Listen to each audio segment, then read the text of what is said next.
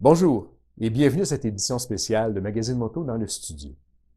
À l'approche des salons de la moto de Québec et de Montréal qu'on vous invite à visiter, il est immanquable qu'on va à un moment ou à un autre parler de la SAC, du coût des assurances, de l'immatriculation, de la FMQ, du MDMQ, du CAPME, de la météo, et peut-être, ici et là, nous permettrons-nous de parler de sécurité routière et de maîtrise de nos machines et de nous-mêmes. Dans cette optique, pour alimenter les discussions, on va vous présenter 3 chiffres, seulement 3, vous allez voir, c'est facile, il y en a seulement 3. Ces chiffres-là sont tirés du rapport du comité d'analyse des accidents mortels motocyclistes entre 2013 et 2016. 169 accidents mortels, 189 personnes décédées, il y a des passagers sur les motos des fois, ont fait donc l'objet de cette analyse et la SAC est allée chercher toutes les données externes nécessaires. Rapport de coroner, de la police, c'est très bien fait. Bravo la SAC. 3 chiffres, on commence avec le premier. 50%, 50% des accidents mortels en moto au Québec n'impliquent qu'un seul véhicule, la moto. Et dans 88,8% des cas, mettons 90%, l'entière responsabilité revient aux motocyclistes. Il n'y a personne d'autre d'impliqué, les conditions n'ont rien à voir là-dedans, il n'y a pas de facteur externe. 50% des accidents mortels en moto au Québec n'impliquent que le motocycliste.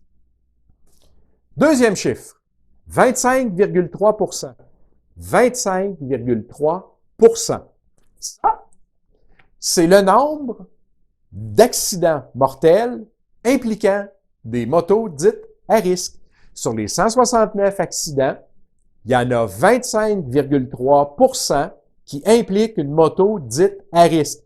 Ces motos-là ne représentent que 3,4% du parc des motos enregistrées, immatriculées, sur les routes au Québec. 3% qui figurent dans 25% des accidents.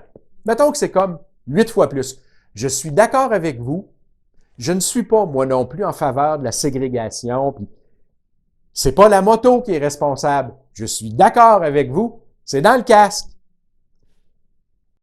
On s'entend-tu qu'il va peut-être falloir parler à certains casques? Troisième et dernier chiffre. 35%. 35%.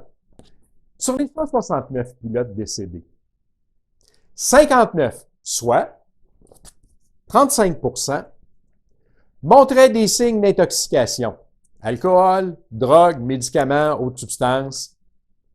35% des pilotes décédés dans des accidents de moto au Québec entre 2013 et 2016 montraient des signes d'intoxication. Encore aujourd'hui, il y a des motocyclistes qui font le choix de rouler intoxiqués. 50% la moto seule, 25% des motos dites à risque, elles ne sont que 3%, et 35% des pilotes décédés dans des accidents est intoxiqués. Réfléchissez à ça un petit peu. Bonne discussion.